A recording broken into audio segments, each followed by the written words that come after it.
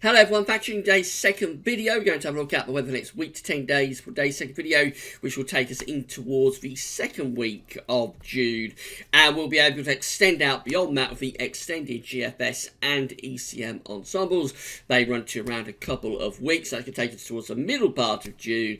And then we'll have a look at CFSV2, which covers next month. And so that takes more or less to the end of June. So a bit of a June look ahead for today's second video update. The 5-day forecast has been released. So that's having a look at the weather for the next 5 days in detail. It'll be rather changeable 5 days, but with a lot of dry weather on offer down in the south. Have a look at that and see what's going on. Now, if I do anything else, I'm going to say a big thank you to our latest donors. So we've had another donation for Gaz Brothers. Gotta say hello and a big thank you to Nicholas Carter. A big thank you to Nicholas Carter for becoming Gazzo's latest donor. So if you would like to become a donor for Gazzo's, like Nicholas, then all you need to do is come to the Gazzo's PayPal page, sign into your PayPal account, and then give a one-off donation to Gazzo's through PayPal, and you'll get a mention in the videos as long as you want. When you'd rather stay anonymous, then that's fine. Just leave a little note with your donation and let us know that you'd rather not have a mention, and we'll just say thank you to this anonymous person. But otherwise, we'll give you a shout out in the videos. We'll say thank you very much. And again, big thank you to Nicholas Carter for becoming our latest donor. There is also Patreon, so if you'd like to become a patron for Gaz Brothers, all you need to do is come to the Gaz Brothers Patreon page and just sign up for a Patreon account. We've got 61 patrons so far, so hello and a big thank you to our 61 patrons. Hope you're enjoying the videos. So you just sign up for a Patreon account and you give an ongoing monthly donation to Gaz Brothers. It could be anything from $1 a month upwards. You will pool in with the rest of the patrons, and the thing will just grow and grow. And a big thank you to all of the patrons and all of the donors for Gaz Brothers. We've been doing this around a year now, since last June, giving us an extra revenue stream. We're primarily ads funded, will be remain so. All the content is going to stay completely free for everybody to view as they want it. We just ask that if you can afford to make a donation or become a patron, then please do that. It's helping us to pay for the website and giving us an extra revenue stream. We've been doing this, to say, since June last year. It has been a huge success, totally blown away by how generous everybody has been. So a big thank you to all of the patrons, a big thank you to all of donors, special thank you to our latest donor, Nicholas Carter. Right, and we'll start the video then, and we're going to have a look at the Central England temperature. So this is how the CT is currently looking. Provisional up to yesterday, 28th of May, we are standing at 11.3. which is virtually about average. It's an anomaly of just 0.3 degrees above average. So if you're within half a degree either side of average, half a degree above, half a degree below, then you are basically around average, let's say. So at the moment, this May is looking very much average in terms of the 61 to 1990 average anyway. Compared to a more modern average, though, it may be that this May is going to be slightly cooler than average. Notice we've been gradually cooling things down since February. February coming out with an anomaly of 3 degrees above average. March coming out with an anomaly of 2 degrees above average. April coming out with an anomaly of 1 degree, or around 1 degree above average. This month, May, is going to come out with an anomaly of very close to average.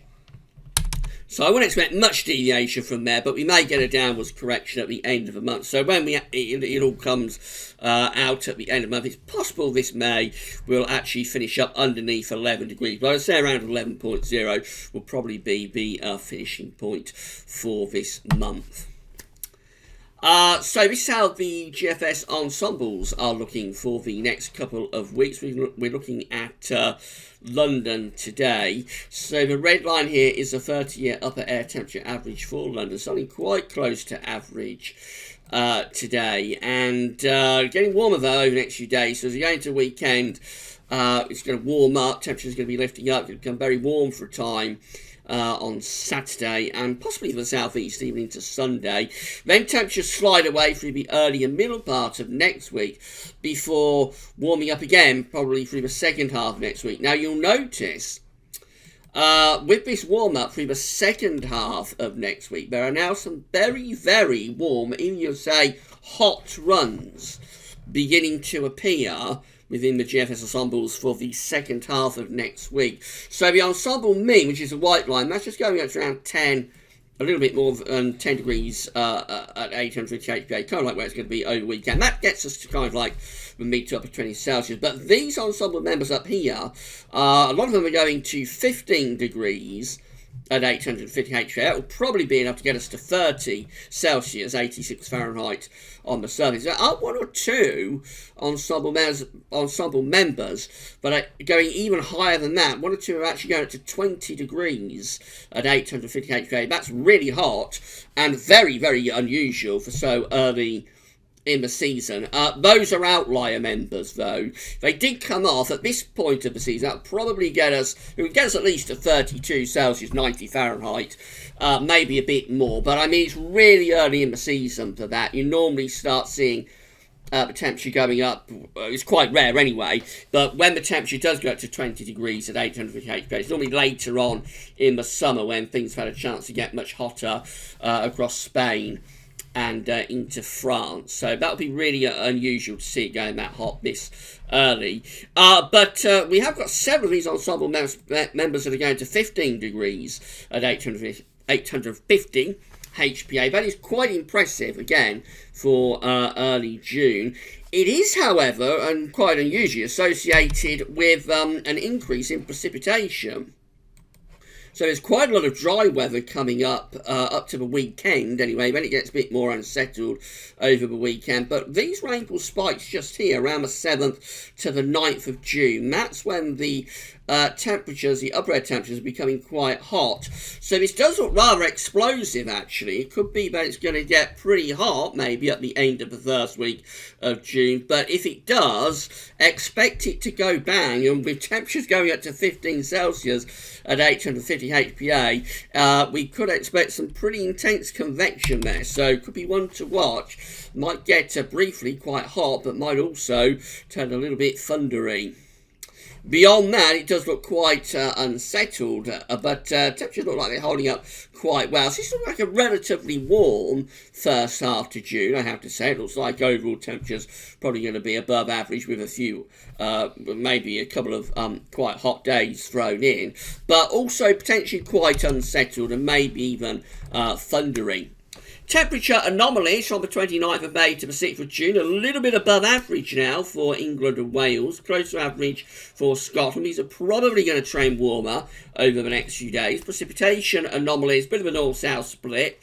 Northwest Scotland and Northern Ireland above average precipitation. Southern and southeastern parts of England below average precipitation from the 29th of May to the 6th of June. Now that's how the GFS 6 o'clock operational run is looking for Saturday. This is the first day of June and the first day of meteorological summer.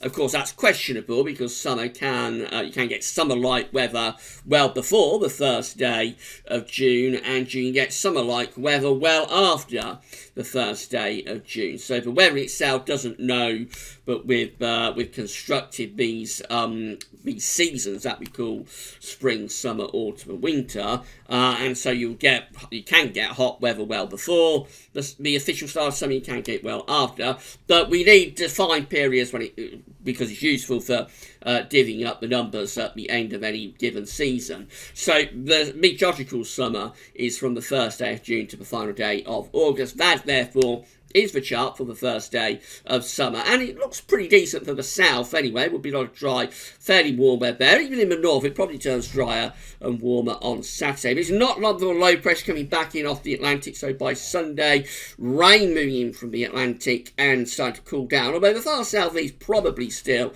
quite warm even on Sunday. This is all covered by the 5-day forecast in detail, of course. On Monday, we're back to cool, showery weather with this low pressure to the north of Scotland. That takes into quite an unsettled and cool spell of weather through the early and middle part of next week.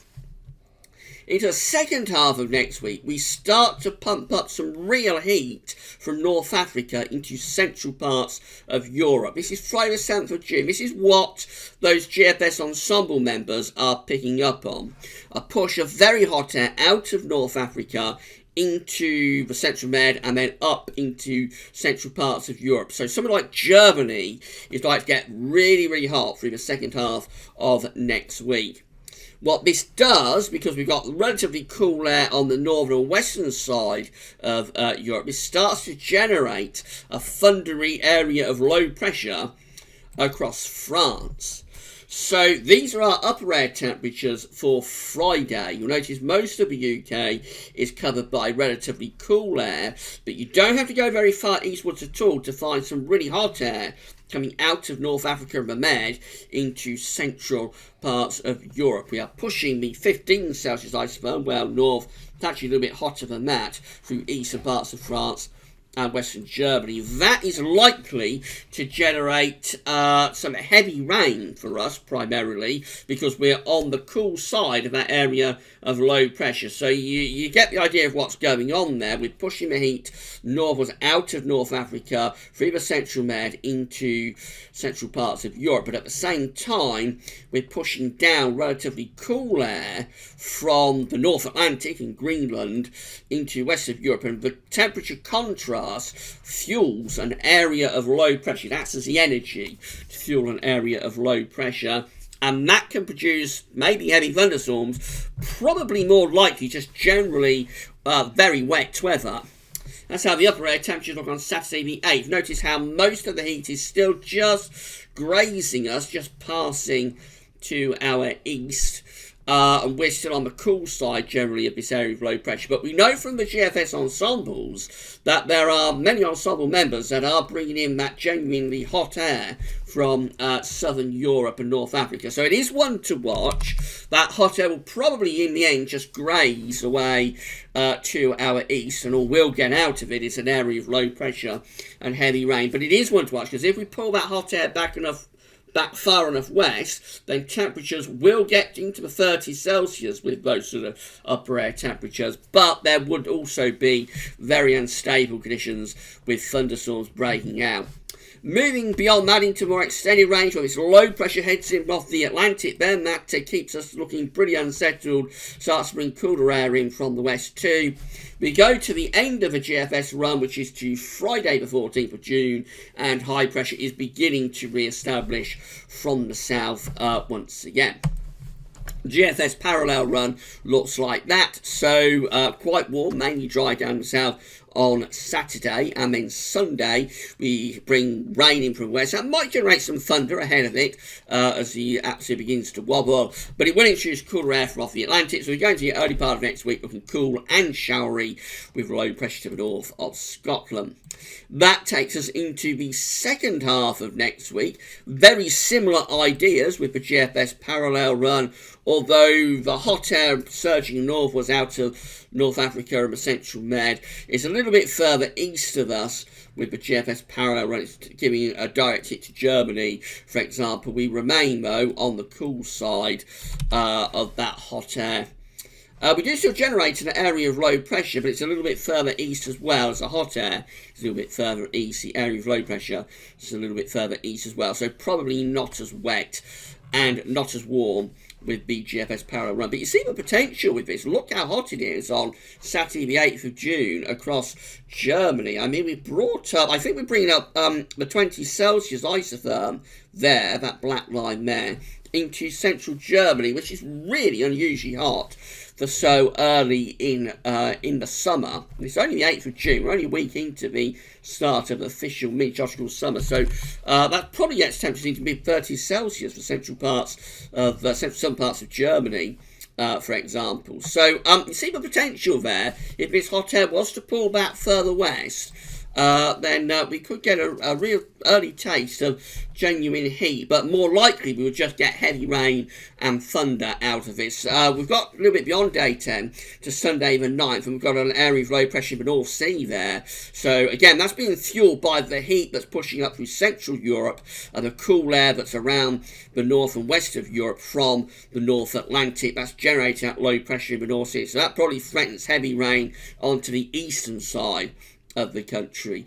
Heading to more extended range, we keep it unsettled really, going up as far as we can go to Friday the 14th of June, looking rather cool and rather showery.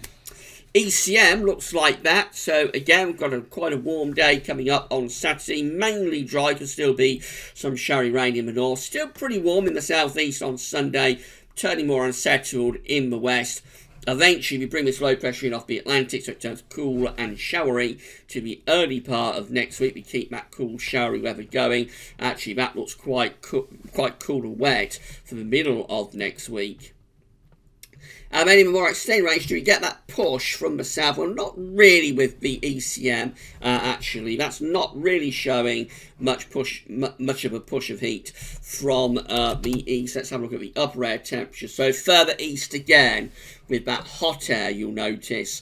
It is coming out of North Africa, but it's affecting sort of the east of Germany and into Poland, rather than kind of like west of Europe. So there is a lot of uncertainty about where that push of heat is going. We know from the GFS ensembles there is a chance it will back far enough west as the UK, but I would suggest it's quite unlikely we'll see genuinely hot weather there around the 7th, 8th of June.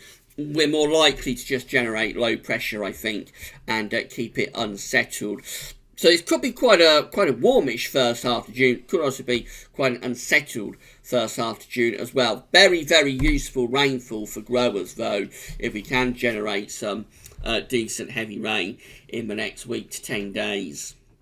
These are the GFS, these are the ECM postage stamps, I should say, from the ECM ensembles via the Icelandic Met Office. So these are the options that we've got on the table at day 10, which is the 8th of June. It's 240 hours. We've got 27 members of the ECM ensembles with high pressure up to our northeast and low pressure sitting over or just a little bit to the west of the UK. So unsettled, hot air will be surging northwards into sort of northern and eastern parts of Europe, but for us, we're generally still bringing in the wind from the Atlantic, so just rather unsettled and not overly warm. And then there's 24 members of the ECM ensembles with low pressure up to the northwest. So either option looks unsettled for us at day 10, and that gets us to the 8th of June.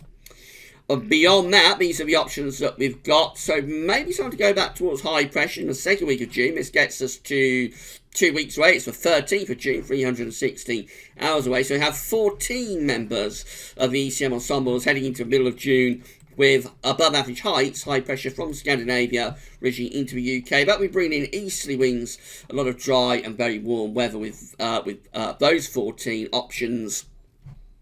12 look much more unsettled with low pressure just out to our west, so they're feeding in a warm but also unsettled sort of southerly southwesterly flow. 11 members of the ECM ensembles, which does include the control run, has high pressure again more or less sitting over the top of the UK.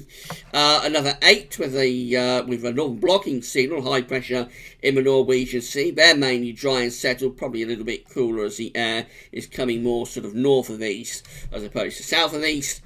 And then 6 with high pressure just out to the west and a trough of low pressure into Scandinavia. Again, they're probably mainly dry, but they'd be the coolest option, I would have thought. They're bringing wind from the northwest, but the Atlantic is a bit blocked off, so won't be particularly unsettled. It does look as though, as we've been seeing within these charts over the past few days, the trend into the second week of June is to try and shift back towards high pressure. And this is how the CFS is looking finally before we go. So these are 500 millibar heights broken down into weekly periods. The first weekly period will take us from the 29th of May to the 4th of June. The coming week with below average heights to the north, above average heights to the south. So quite unsettled and a little bit on the cooler side as well. Then we go through to week 2, which is the 5th to the 11th of June. Below average heights then out to west of Ireland, above average heights building to our east and northeast. Wind probably pulling up from a southeasterly direction, so that could be a lot warmer. For the west, quite unsettled. For the east, perhaps mainly dry. You might generate a thundery low there as well. Week 3 is the 12th to the 18th of June. High pressure by then sitting over or just to the north of the country. That's a mainly dry week, I would have thought. Winds are in from the east, potentially very warm, but mainly dry. And then we go through to week 4, which is the 19th to the 25th of June. Below average heights in the Norwegian Sea, so somewhere between Greenland and Norway. A little bit of above average heights left towards the west of the UK. I think that's probably turning cooler and more unsettled that week. Probably bringing the jet stream back there from the 19th to the 25th of June. So June continues to look rather changeable based on the model output. Certainly the next few days going to be pretty unsettled. Although there will be that drier interlude sort of Friday, Saturday down in the south, particularly you get very warm, but then after that cool and showery. And then we're really keeping a close eye on what's happening through the second half of next week and into the following weekend, where there's going to be a surge of really quite hot air into potentially central parts of Europe. And with cool air around the UK, the temperature contrast could generate quite a big area of low pressure sometime towards the end of next week and into the following weekend. And that could turn us, well, it could turn us very warm. We might even get hot with that, but more likely it could just turn us really quite wet, maybe even a bit thundery. So we'll keep you updated on that, of course. Don't forget to check out 5-day forecast. We'll be back tomorrow with your week to 10-day video update once again. That's all for now, and thanks for watching.